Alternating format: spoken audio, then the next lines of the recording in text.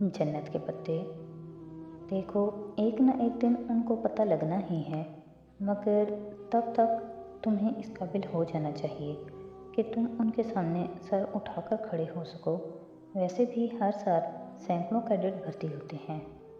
तुम्हारे मामू को क्या मालूम कि उनके नाम क्या हैं और वो कौन हैं। उसने इस्पात में गर्दन हिला दी। ये इतना मुश्किल भी नहीं था जितना वो समझ रहा था। हमारा इस्तांबुल में कोई रिश्तेदार नहीं है। हल्का अहबाब भी थोड़ा सा है। मैं सबको कह दूंगी कि तुम अनकरा गए हो, वहाँ कॉलेज में दाखिला ले लिया है। नहीं, अनकरा में सल्जूक इमरान के कज़न्स पढ़ते हैं। वो मेरे हम उम्र हैं। अनकरा कहा तो पोल खुल जाएगा, यूनान ठीक रहेगा। मम्मी ने नम मुस्कुराती आंखों से उसे देखा। हाँ, तुम्हें राज रखने आते हैं।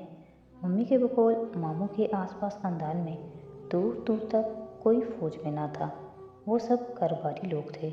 उनके हल्का अहबाब में अगर कोई आर्मी फैमिली थी भी तो सिकंदर शाह के मशहूर ज़माना केस के बाद फुरकान मामू वगैरह आप उनसे एतराज़ बरतते थे।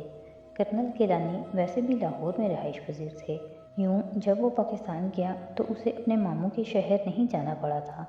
इन सब एहतियाती तदाबीर के बावजूद उसे इल्म था कि जल्द या बदेर फुरकान मामू जान लेंगे कि वो इधर ही है, और उस वक्त को सोच कर वो खौफजदा हो जाता था। मम्मी के सामने वो हमेशा यही जाहिर करता था कि वो ये सब अपनी अनाह के लिए कर रहा है। ये भी एक वजह थी कि उसकी इज़्ज़त नफ्स मजरूह हुई थी, मगर ये भी एक हकीकत थी कि वो अपने मामूओं के सामने ख़ुद को कमज़ोर महसूस करता था। वो वाकई उनके सामने सर नहीं उठा सकता था। उसे यही खौफ था कि वो उसे उसके बाप का ताना देंगे और वो एक दफ़ा फिर टूट जाएगा। रऊफ़ गिलानी बहुत अच्छे और धीमे मिजाज के हामिल इंसान थे। वो उनकी बहुत कदर करता था। उसके बाप की सारी ज़्यादतियाँ नज़रअंदाज करके उन्होंने उसे अपने घर पे जगह दी और फिर हर मौके पे उसकी मदद की। सिर्फ माली मदद उनसे नहीं लेता था, मगर इखलाकी तौर पर वो हमेशा उनका सहारा बने रहे। वो और हमाद इकट्ठे कैडेट भर्ती हुए थे और तरक्की की मनाजिल उन्होंने इकट्ठे तय की थी। वो सिकंदर शाह गद्दार का बेटा है। ये बात कभी भी उसके लिए ताज़ियाना नहीं बनाई गई। अब रऊफ़ गिलानी, उनकी बेगम अरसला, हमाद और उसकी छोटी बहन नूरुलैन ऐनी उसके लिए दूसरी फैमिली की तरह थे। छावनी में अमूमी तौर पे आपके अपने किरदार और अमाल को पहचान का ज़रिया समझा जाता था, ना कि आपके पुरखों के किरदार और अमाल को। उसने अपना नाम जहान एस अहमद लिखना शुरू कर दिया था।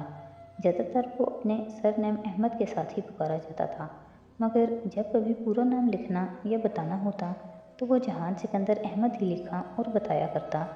कर्नल गिलानी कहते थे, मुसलमान अपनी ज़िंदगी में अपने बाप के नाम से ही पुकारा जाना चाहिए और बाप का नाम उसे कभी अपने नाम के आगे से नहीं हटाना चाहिए, चाहे बाप जैसा भी हो।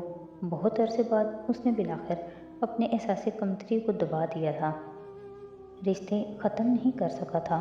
ख़त्म करने और दबाने में खलीज जितना फ़र्क था, और यही फ़र्क उसकी ज़ात में एक खलीज छोड़ गया था। वो चला गया तो मम्मी ने मसलहतन मामूओं से टेलीफोन रब्ता कायम कर लिया, ताकि अगर कभी वो ये ख़बर जान लें तो मम्मी को मालूम हो जाए। और एक दफ़ा फुरकान मामू ने बातों बातों में कह भी दिया कि किसी ने उनसे इस्तफसार किया था कि क्या कर्नल सिकंदर का बेटा लाहौर में पोस्टेड है, तो जवाबन मामू ने बहुत फ़ख्र से बताया कि ज़िल्लत और शर्मिंदगी के मारे सिकंदर शाह का ख़ानदान कभी भी पाकिस्तान का रुख नहीं करेगा। आखिरकार कारनामा जो इतना शर्मनाक सर अंजाम दिया है उन्होंने, वो कोई और जहान होगा। मम्मी खामोश हो गईं। फिर उन्होंने मामू को यही कहा कि वो कोई और होगा। मामू के जहन में एक गलत तस्वुर कायम था कि गद्दार का बेटा फ़ौज में कभी भर्ती नहीं हो सकता, इसलिए उन्होंने इस मामले की छानबीन नहीं की। शायद कुछ अर्सा बाद वो जान भी लेते, मगर तब तक उसका तबादला वहाँ हो गया जहाँ कभी कोशिश करने से भी पोस्ट नहीं मिलती, और जो खुद को खुफिया वालों में शामिल करवाने की रत्ती भर भी कोशिश न करे वो वहाँ भेज दिया जाता है। अब इस जॉब की ज़रूरत थी कि वो अपना सोशल सर्कल महदूद रखे, मुंह बंद और आंखें और कान खुले रखे, और अपने काम को भी खुफिया रखे। फिलआखिर वो 25 बरस की उम्र में 6 माह की ट्रेनिंग 4 माह 10 दिन में मुकम्मल करके एक एजेंट बनने जा रहा था, पाकिस्तानी जासूस। جس کا وہ ہمیشہ خواب دیکھا کرتا تھا۔ اب اسے امید تھی کہ شاید وہ برسوں دیکھا خواب اسے دکھائی دینا بند ہو جائے۔ گو کہ اس کی شدت میں کمی آ چکی تھی، مگر بہرحال وہ اب بھی اس کے ماضی کا اسیر بن کر اس کے ساتھ تھا۔ فوج اور ایجنسی میں آپ کا ایک ہی ہدف، ایک ہی دشمن، ایک ہی تعصب، ایک ہی نفرت کا منبع ہوتا تھا۔ ڈیئر نیبرز، جس رات اسے پہلی دفعہ غیر قانونی طور پر بھارت جانا تھا، اس سے پچھلے روز اس کے انسٹرکٹر کی موجودگی میں مروجہ اصول کے مطابق ڈاکٹر نے اس کی داہنی طرف کی ایک داڑھ نکال کر اس کی جگہ ایک خاص پلاسٹک کی بنی مصنوعی داڑھ لگا دی تھی، جس میں سائنائڈ سے بھرا کیپسول تھا۔ سائنائڈ جو کنگ آف پوائزنز تھا۔ یہ کیپسول ایک شیشے کے ہول میں بند تھا اور زبان کی مدد سے باہر آتا تھا۔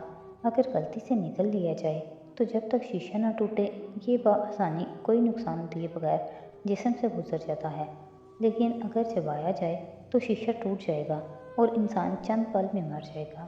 یہ اس لیے تھا کہ اگر کبھی وہ گرفتار ہو جائے اور تشدد برداشت نہ کر سکے اور اسے خدشہ ہو کہ مزید تشدد کی صورت میں وہ اپنے راز اگل دے گا، تو بہتر تھا کہ وہ اپنی زہر بھری داڑھ کو نکال کر چبا لے اور خاموشی سے جان دے دے۔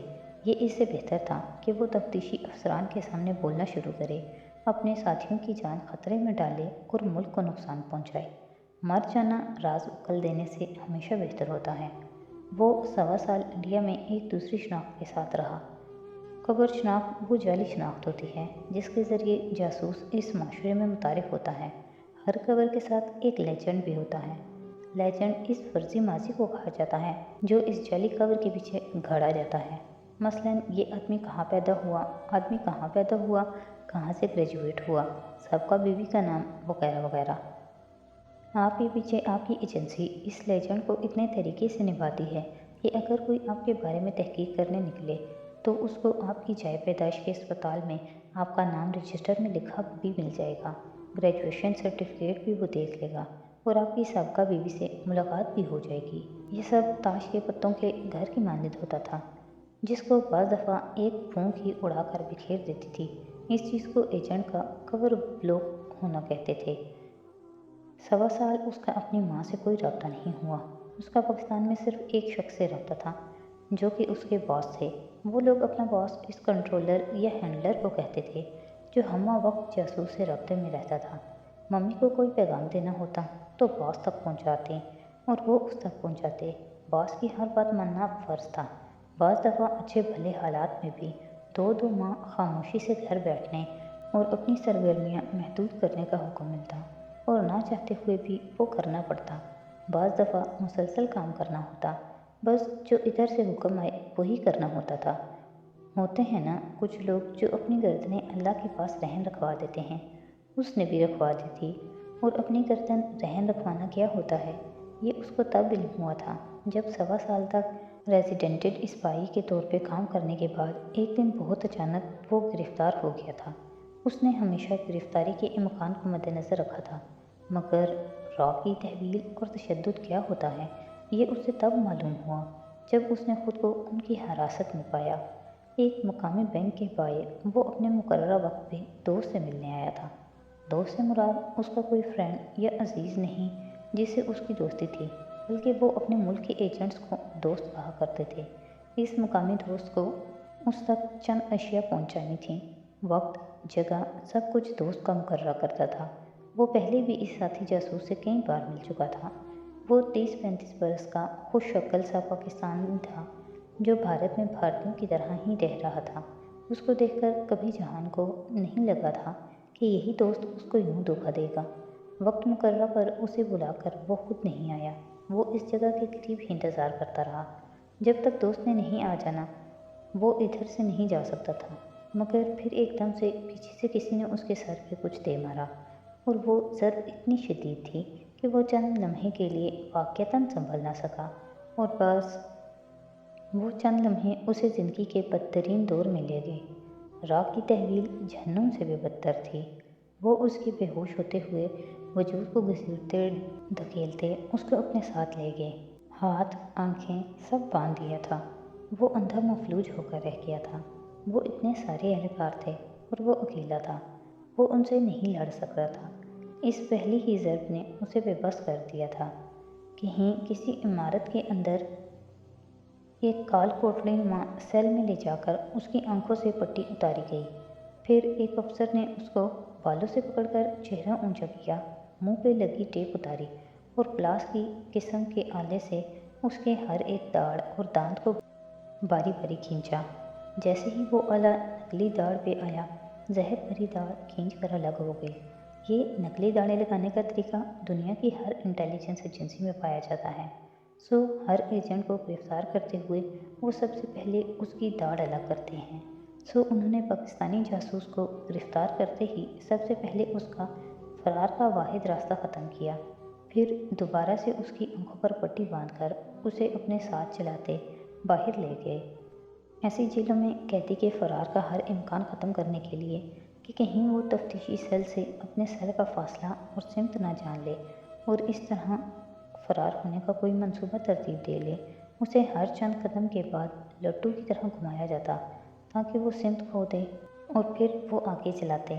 اسے تربیت کے دوران بتایا گیا تھا کہ ایسے میں کیا کرنا چاہیے، اپنے قدم گننے چاہیے اور آس پاس کی خوشبو سونگھنی چاہیے، آوازیں سننی چاہیے۔ اس نے یہی کیا۔ ہر طرف کہیں نہ کہیں کوئی نہ کوئی آواز تھی۔ پھر جب قریباً 60 قدم ہو گئے تو وہ اسے ایک کمرے میں لائے، کرسی پر بٹھایا اور ہاتھ پاؤں کرسی کے ساتھ باندھے، پھر آنکھوں سے پٹی اتاری۔ تاریکی سے تیز روشنی اس کی آنکھیں چندھیا گئیں۔